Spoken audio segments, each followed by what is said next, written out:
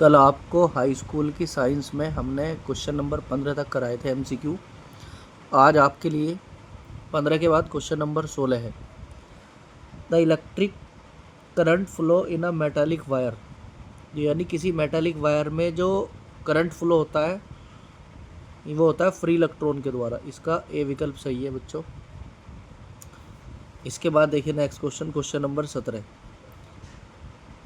The resistance of a wire any substance of length L, किसी wire की जो length है वो एल है और क्रॉस सेक्शन एरिया ए है और उसका रजिस्टर जो है वो कितना है 4 ओम है। तो आपसे कहा है सेम सब्सटेंस हैज़ लेंथ कितनी कर दी गई है 12 और एरिया कर दिया गया है इसका हाफ, तो उसका जो रजिस्टेंस होगा वो कितना होगा, आपसे ये कह रहा है। तो इस प्रश्न में यदि आप देखेंगे, ये आपसे कह रहा था, देखो बच्चों, ये हमारे पास एक वायर है जिसकी लेंथ पहले एल है और एरिया ए है। अब आपसे कहा उसने लेंथ को कितना कर दिया डबल, तो लेंथ तो बच्चों इसकी कर दी डबल, इस वायर की लेंथ तो आपने कर दी डबल और एरिया कर दिया इसका a/2। इस वाले का रेजिस्टेंस R1 इजिकल टू 4 ओम है। मान लेंगे R2 बराबर क्या होगा, मटेरियल दोनों का सेम है। तो आपको पता है हमारे पास एक फॉर्मूला होता है रो का, रो इजिकल टू होता है RA/L। रो जो है बच्चों इसके सब्सटेंस को बताता है, मतलब इसके मटेरियल के बारे में जिक्र करता है। मान लो ये वायर जो है अगर कॉपर की है, अगर ये वायर कॉपर की है तो ये वायर भी किसकी है, कॉपर की है, इसलिए रो चेंज नहीं होने का। तो रो चेंज नहीं होने का तो हम ऐसे कर सकते हैं, इस वाली वायर के लिए रो का मान R1A1/L1 होगा और इस वाली वायर के लिए भी रो का मान कितना होगा, R2A2/L2 होगा। ठीक, इन दोनों को हम बराबर कर देते हैं। जब हम दोनों को बराबर करेंगे तो R1A1/L1 बराबर R2A2/L2। R1 की जगह 4 है, A1 की जगह A है, L1 की जगह L है, इजिकल टू R2 हमें चाहिए, A2 की जगह उसने एरिया को हाफ किया है a/2 क्या और L को किया है 2 इंटू L।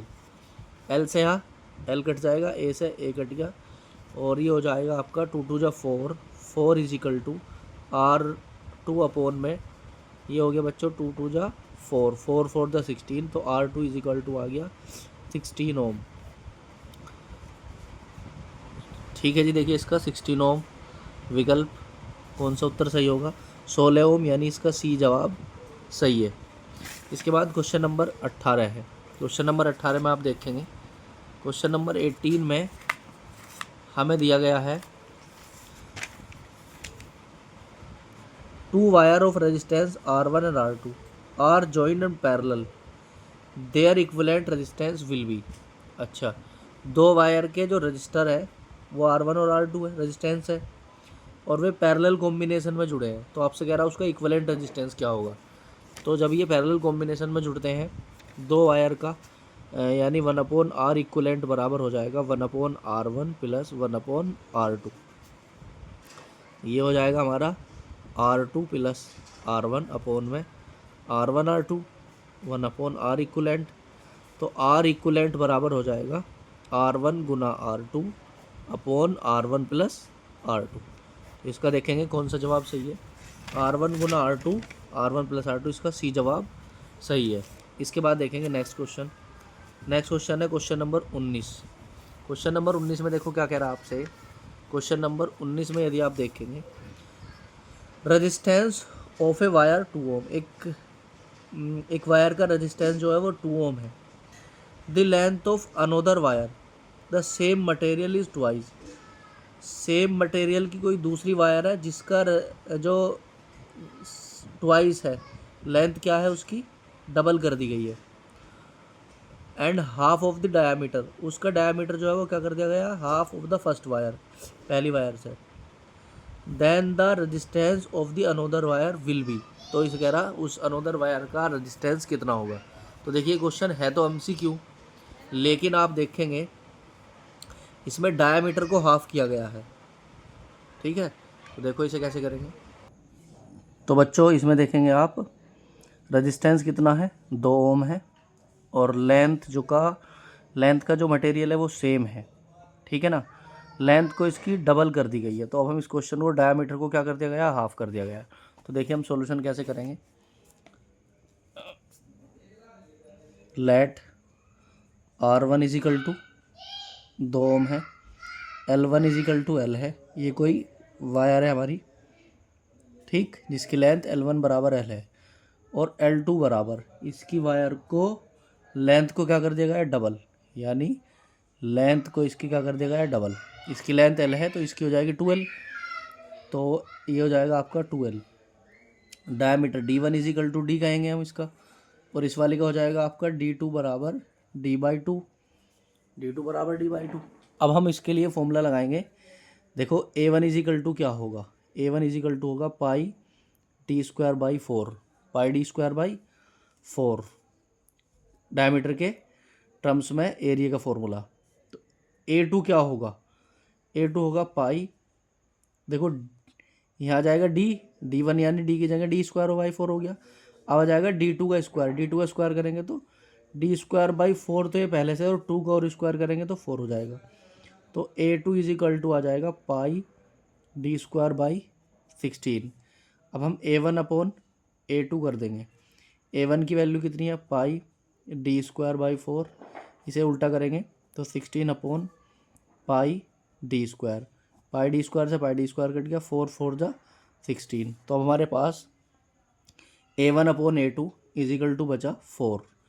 देखो ये आ गया हमारे पास, एक इक्वेशन तो ये मिली, A1/A2 की वैल्यू हमें पता चल गई, और यहाँ से हम L2/L1 कर सकते हैं, 2L अपॉन L करके, तो यहाँ L2 अपॉन L1 की वैल्यू पता चलेगी 2।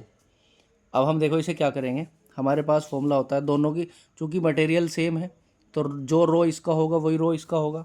तो रो इजिकल टू क्या होता है, RA अपॉन L, इसलिए तो हम इसे ऐसे कहेंगे R1 A1 upon L1 is equal to R2 A2 upon L2। R1 की वैल्यू कितनी है, 2 है, A1 अपॉन A2 कर देंगे तो A1 अपॉन A2 कर देंगे, इंटू L2 इधर चला जाएगा तो L2 upon L1, A2 upon में गया और L2 इधर गया, इजिकल टू बचा R2। अब 2 A1 अपॉन A2 किसके बराबर है, 4 के बराबर है, L2 अपॉन L1 किसके बराबर है, 2 के बराबर है, इजिकल टू हो गया R2। तो 2 दूनी 2 चौक 8, 8 दूनी 16, तो R2 इजिकल टू आ गया आपका, R2 इजिकल टू आ गया 16 ओम। अब देखेंगे इसका कौन सा विकल्प ठीक है। तो क्वेश्चन नंबर 19 में इसका बी जवाब ठीक है, 16 ओम। ठीक है जी, क्वेश्चन नंबर 19 का बी विकल्प सही है, 16 ओम। अब इसके बाद नेक्स्ट क्वेश्चन आता है, ये कह रहा है 440 watt 220 volt is a marked on an electric bulb. किसी इलेक्ट्रिक बल्ब पे 440 वाट लिखा है और 220 वोल्ट लिखा है। The resistance will B filament of the bulb. अच्छा, उसका रेजिस्टेंस कितना होगा ये आपसे फाइंड करा रहा है। तो अब आप देखेंगे इसके अंदर जो बल्ब है उस पर ऑलरेडी लिखा हुआ है P इजिकल टू, उसकी पावर लिखी है 440 watt, and V is equal to voltage लिखा हुआ है उस पर 220 वोल्ट, 220 वोल्ट। हमें निकालना है रेजिस्टेंस। तो P इजिकल टू फॉर्मूला होता है हमारे पास V²/R, तो R इजिकल टू हो जाएगा V²/P। तो बच्चों V² की वैल्यू कितनी है, 220 इंटू 220 अपॉन 440, एक ज़ीरो से एक ज़ीरो कट जाएगी, 22 दूनी 44, और 2 से कट जाएगा 110 बार। तो रेजिस्टेंस आ गया इसका 110 ओम। अब आप देखेंगे कौन सा जवाब ठीक है इस MCQ में। तो 110 ओम कहाँ है, इसका डी विकल्प बिल्कुल ठीक है आपका। इसके बाद आप देखेंगे question number 21, 3 resistance of equal value, 3 resistance of equal value are connected series combination. ठीक है जी, 3 रजिस्टर है जिनकी वैल्यू इक्वल है, यानी हम इसे ऐसे कहेंगे 3 रजिस्टर की वैल्यू इक्वल है, यानी कि R1 equal to R2 equal to R3, तीनों रजिस्टेंस आपस में इक्वल है। इसके बाद कह रहा है इसके अंदर क्वेश्चन में the resultant resistance of combination as compared which each resistance will be, इसका रिजल्टेंट रेजिस्टेंस कितना होगा, resistance of combination as compared with each resistance will be. तो हम इसका आर इक्वलेंट पता कर लेंगे। लेट मान लेंगे R1 equal to R2 equal to R3 equal R हो गया, और आर इक्वलेंट का फॉर्मूला लगाएंगे हम R1 plus R2 plus R3। क्यों? क्योंकि ये सीरीज कॉम्बिनेशन है। तो R plus R equal to हो गया 3R। तो ये कितना हो गया, कह रहा है ईच रेजिस्टेंस, उस रेजिस्टेंस का मतलब वायर का रेजिस्टेंस, तो आर इक्वलेंट आ गया, तो आर इजिकल टू आ जाएगा आर इक्वलेंट अपॉन में 3, तो उसका 1/3 हो जाएगा। सीरीज कॉम्बिनेशन में रिजल्टेंट, आपसे कह रहा ना, रिजल्टेंट रेजिस्टेंस का जो कॉम्बिनेशन में as compared which each resistance will be, तो इसका 1/3 होगा, यानी कि ए विकल्प इसका ठीक है। इसके बाद आप देखेंगे question number 22, the electric current passing through a fix resistor is half is halved then the heat of produce in it will be become. ये आपसे कहना चाह रहा है।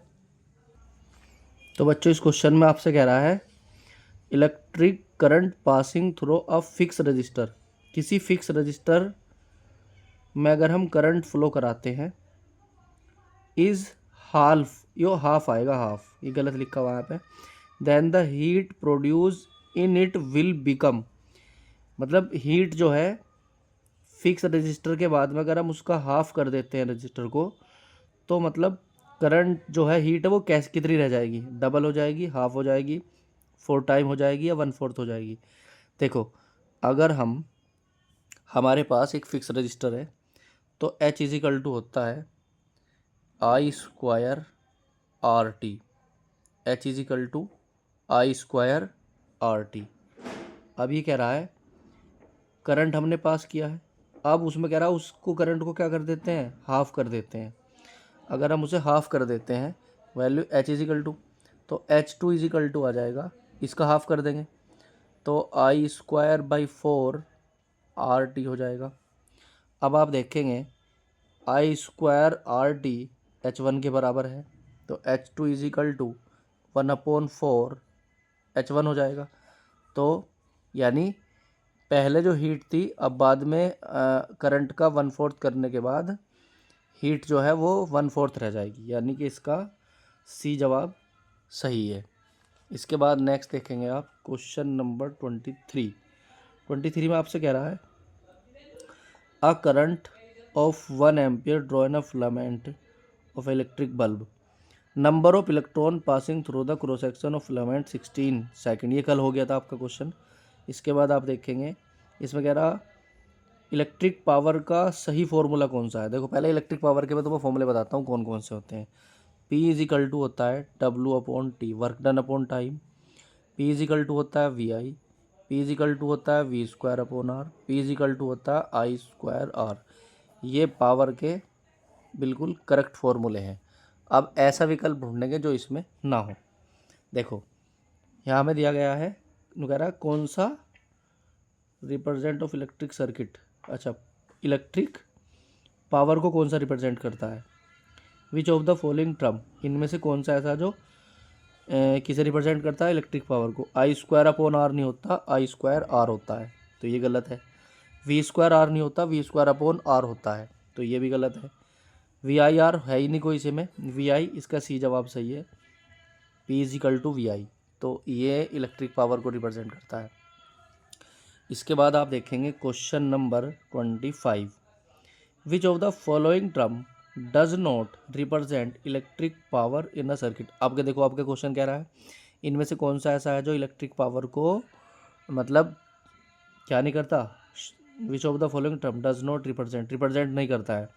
तो अभी हमने आपको बताया इलेक्ट्रिक पावर का एक फॉर्मूला है W/T, ठीक है, VI है, V स्क्वायर अपॉन R है, और I स्क्वायर R है। अब आप देखेंगे I स्क्वायर R है, ये सही है, VI है और V स्क्वायर अपॉन R, ये भी ठीक है, ये भी ठीक है और ये भी ठीक है, इसका बी विकल्प गलत है। ये नहीं कह रहा था कौन सा रिप्रेजेंट नहीं करता है, डज नॉट कह रहा है ना आपसे, तो कौन सा ये रिप्रेजेंट जो है नहीं करता है। इसके बाद आप देखेंगे next question, question number 26। The electric power and resistance are express as P and R respectively, then the electric current express is. Electric power of resistance P and R respectively, तो करंट के बारे में बता रहा आपसे, current के बारे में कौन सा विकल्प ठीक है। तो इलेक्ट्रिक पावर का वो फॉर्मूला जिसमें करंट आता है, ये वाला आता है। तो P इज इक्वल टू है I square R, I square is equal to हो जाएगा P upon R, I is equal to हो जाएगा under root P upon R. अब ऐसा विकल्प ढूंढेंगे under root P upon R, यानी डी इसका सही जवाब है। इसके बाद आएगा आपका 27 क्वेश्चन, ठीक है।